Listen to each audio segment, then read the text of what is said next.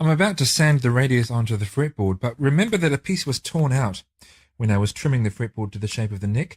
So what I've done is I've cut out the torn out piece and made the, I guess you could call it the hole, slightly larger and therefore easier to patch.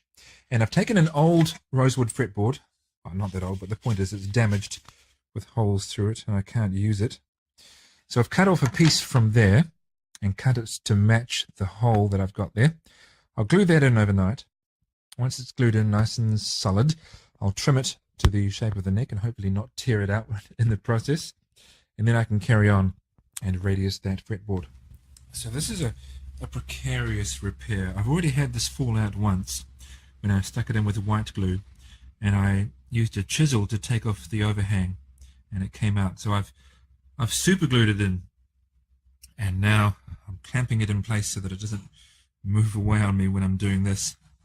And I'm just filing it a little to get it close to the edge of the neck to fit in with the rest of the fretboard. So far, so good.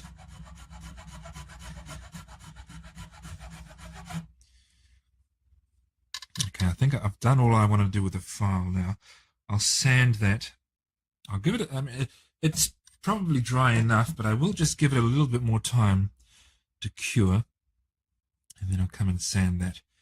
And I actually think the piece that I've chiseled and broke means that it's not fully repaired again. There's still a small amount missing. I'm not going to do this again though. I will just live with that for now.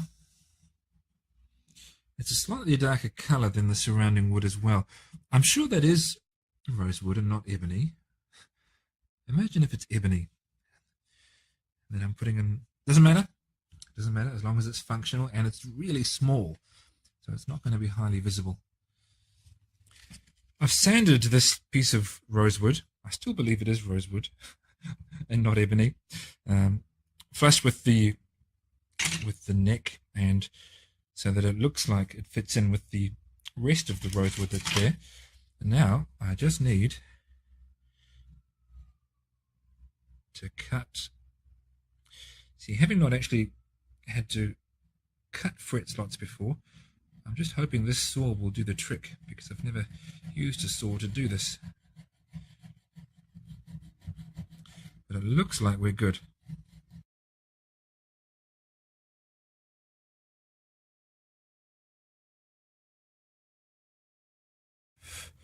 I think we're about right. If after radiusing it, it appears to be too shallow, then I will just cut it some more.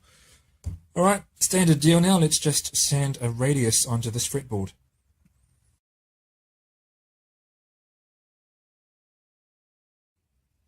Alright, I've sanded the radius into the fretboard. I had to resist the temptation of sanding for too long because, well, you start to make the action lower when you do that by thinning the fretboard. And you can see there, that little piece of rosewood does fit in reasonably well. It's a coincidence that there is a darker piece on the edge over there, which kind of makes it almost look natural. Now I'm just going to put on the first of probably many coats of refined linseed oil, which always just really, as soon as you put it on, look at that, really makes your neck pop. That sounds painful, doesn't it?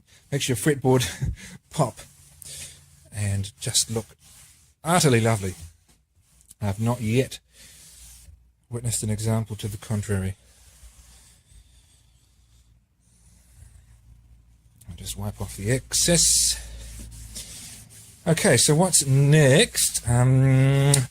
What's next is going to be shaping the back of the neck, yay, which I always really like.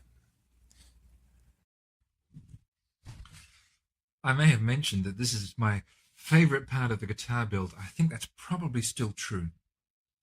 Probably. I've done most of the side that's facing me. Not all of it. I'll still go back and do some refining. And now I'm doing the side that's facing you with this amazing tool, the Shinto saw rasp.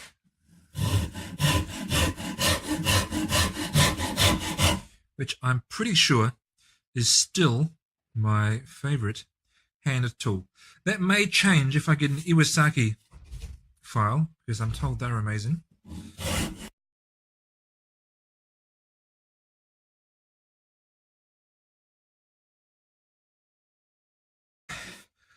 I'll be doing this for a while. I'll come back soon.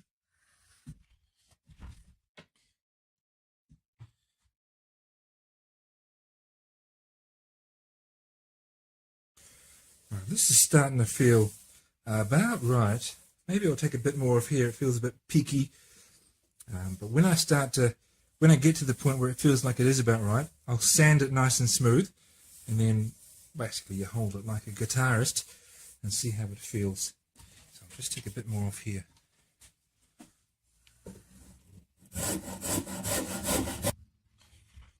The half round file is really good for working around the volute.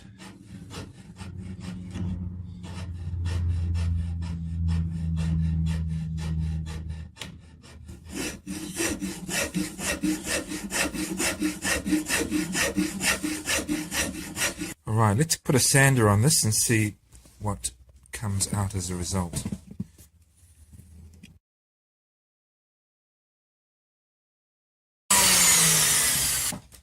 Alright, you'll notice that throughout I was taking the sander off and just running my hand along there, because really that's the goal. If it feels right, then it is right, because that's the whole purpose of shaping your guitar this way, shaping your neck so that it feels comfortable to hold. And it certainly feels very comfortable, very natural to hold. Making sure that you put your hand in the right position. That's the way the headstock will be facing, so hold it that way.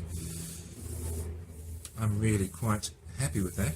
The rest of the sanding I think I will do by hand, because you think you're on a roll, things are going well, things are happening fast, a little too fast, and then you keep going with the power tools and do some damage. So hand sanding for the rest of that, but I like it. And the grain of this wood, I mean, wood grain generally is just a nice thing, but that tawa, I think, looks really good. You'll notice, if you look closely, that the headstock is not the same shape as the headstock template, which is completely fine. I have used this on another guitar, and I will use it on many more, and no two will really be alike. I route the body using a flush trim router bit to the shape of the template sometimes, but I don't do that with the fine points and the curves of the headstock, because they're more inclined to break. I mean, they're not ridiculously weak. They won't just break at the drop of a hat, but that point there, you can imagine that's going to be reasonably fragile. So I just sand that to shape, and I think I like that shape better than the shape of the template.